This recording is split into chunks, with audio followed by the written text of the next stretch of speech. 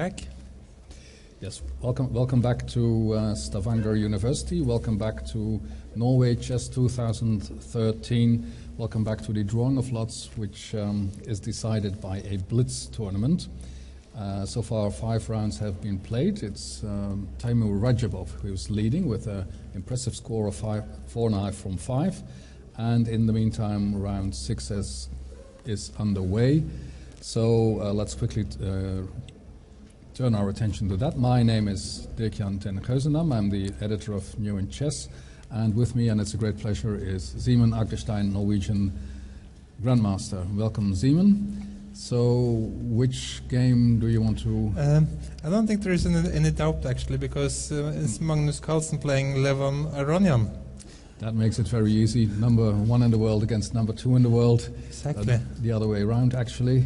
And especially because Magnus has actually sacrificed a pawn already in the opening. Okay, so...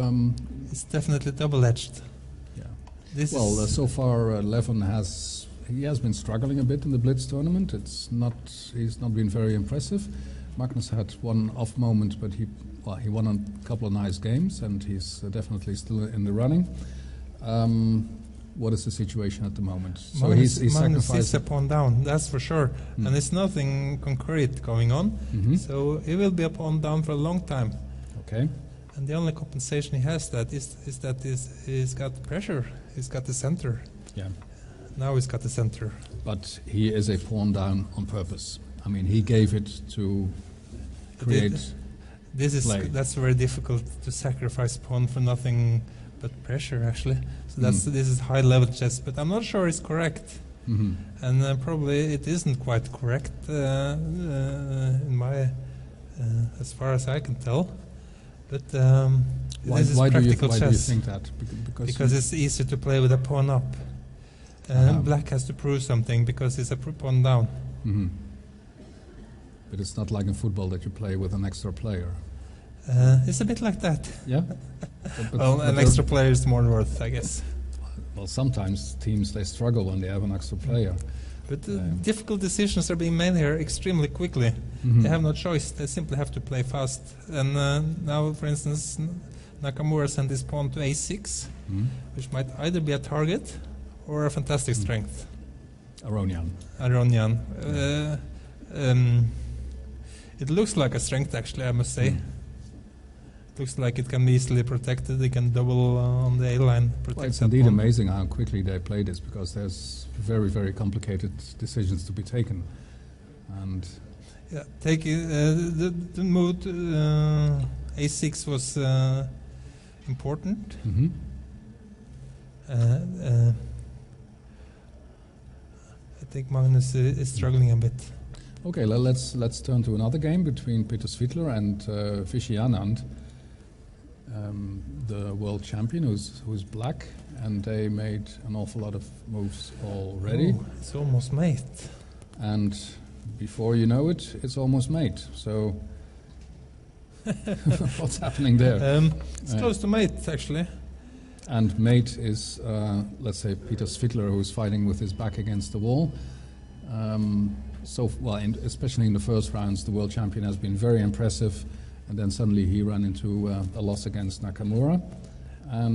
But this looks... It's not only close to mate, it's also 2 pawns down, if he takes on h2. That's a very bad combination, or a very good one for Anand in this case. Well, but that's a sweeping victory if he wins this, because he wins it in a couple of minutes' time. Oh, what's this now? Well, he can take on d5 and return to f4.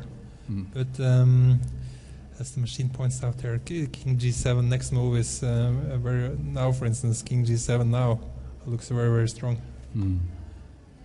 It's threatening mate with h6. He has to take on d5, but that must be just winning for black. That will be a very quick win. And that's actually the end. It's already there. Yep. Because it isn't even after bishop takes d5, he can even play e5. It is mate, actually. That's quite an achievement by Vishy Anand, who sweeps Peter Svidler off the board, and that's not just any player. I mean, that's a 6-time Russian champion. who finished shared third in the recent candidates tournament. So to do that, I mean, that's something. Okay. So things are happening in Magnus' game, that's for sure, because now it looks like white is black. Magnus is having the initiative here. Mm-hmm. What has happened? Well, that's what it was all about. That's what he gave the pawn for. And oops, pieces are hanging everywhere. Okay. The rook is hanging, but it might be time to sacrifice and play and take on f6. It actually looks like this is very double-edged for sure. Well, this is strange, very strange. Mm-hmm. Now it's Aronian sacrificing pieces. First it was Magnus doing that. Oops. But to me it looks like Magnus is winning, because the e3 pawn there, how to defend that one.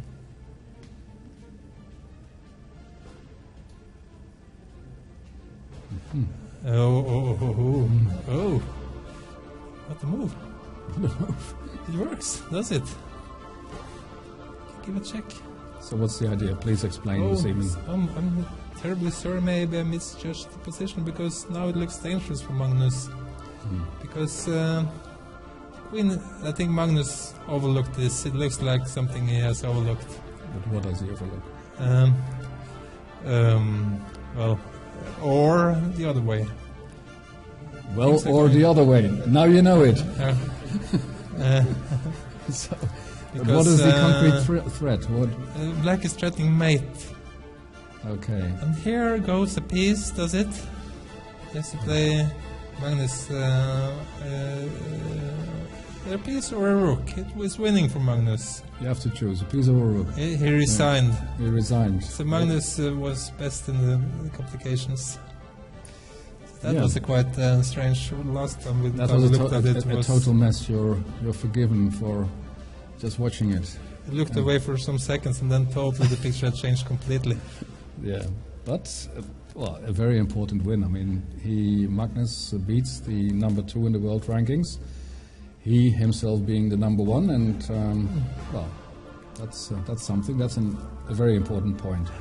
I just talked to Jon Ludvig in the break, and he was quite happy actually with his play, because he realized he was playing unequal.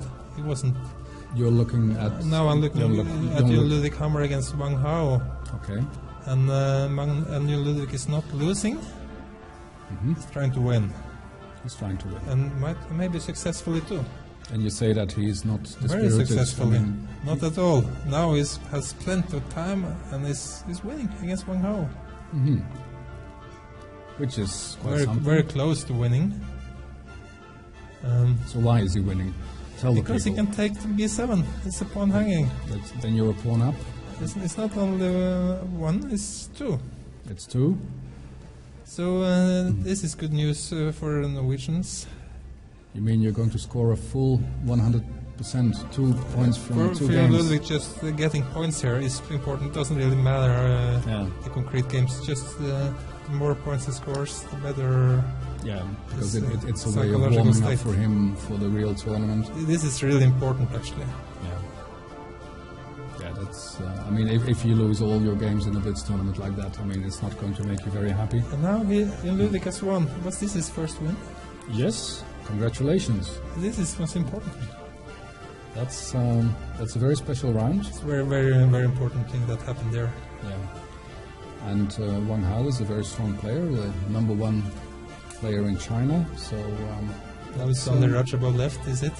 Yeah, we should watch Rajabov, because he was winning everything, and now how is he doing against Sergei Karjakin?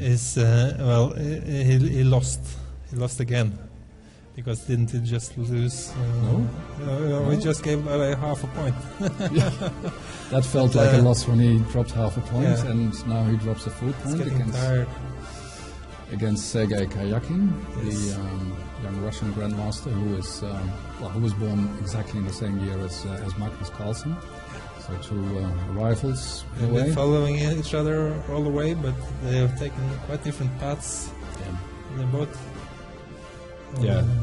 So Sergei was grandmaster very young, I mean, I think he was minus 4 years old when he was world grandmaster, or to be exact, 12 years and 7 months.